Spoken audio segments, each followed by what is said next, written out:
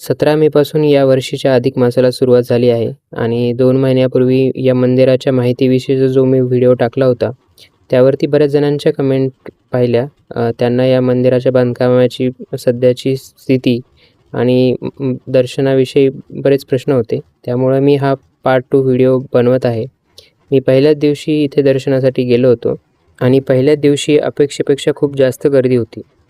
तर मी सर्व दाखवतो, व्हिडिओ शेवटपर्यंत पहा. तर हा आहे हाय लेवल मॅप पुरुषोत्तमपुरी जवळच्या प्रमुख शहरांपासून तिथपर्यंत येण्याचा. मी आलो होतो गेवराई तलवडा मार्गे. हा आहे अण्णाभाऊ साठे चौक आणि इथून 3 किलोमीटर पुढे आहे पुरुषोत्तमपुरी.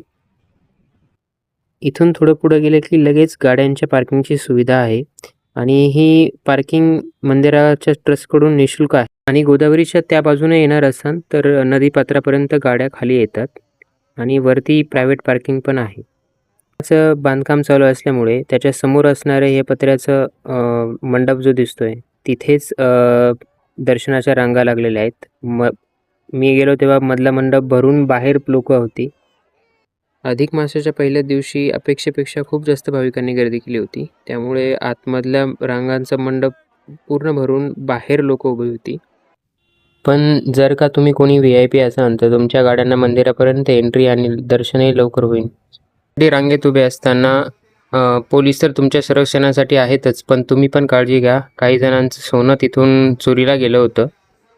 तुमच्या बॅगा आणि चपला गाडीतच ठेवा, कारण ते ठेवायला इथं सोय दिसली नाही. आणि आयोजकांना माझं म्हणणं आहे की इथं जी घाण आहे ती थोडीशी साफ केली तर बरं होईल. आणि स्वच्छतागृह मला दिसले नाही, तेवढे मला वाटतं पहिला दिवस असल्यामुळे असेल. आलेले भाविक गोदावरीच्या पवित्र पाण्यामध्ये स्नान करून दर्शन घेतात, पण तिथं पाण्याची खोली जास्त आहे, तर खबरदारी घ्या. आणि पाण्यामध्ये असे फूल दिवे असे टाकू नका, त्यानं पाणी खराब होतं. आणि बोटीमध्ये चढताना बोट ओव्हरलोड तर नाही ना, याची पण दक्षता घ्या, कारण काहीही घटना होऊ शकते. हे आहे त्या नवीन मंदिराचं बांधकाम, पूर्ण दगडामध्ये. इथं आलं की खूप थंड वाटतं. इथे येऊन तुम्ही विश्रांती घेऊ शकता. पूर्ण दगडामध्ये, कोरीव दगडामध्ये बांधलेलं. आणि इथून चालू असलेला बांधकामाचा पूर्ण व्ह्यू दिसतो. तर एक खालचा भाग झालाय बांधून, आता वरती विटांना बांधकाम चालू केलं आहे.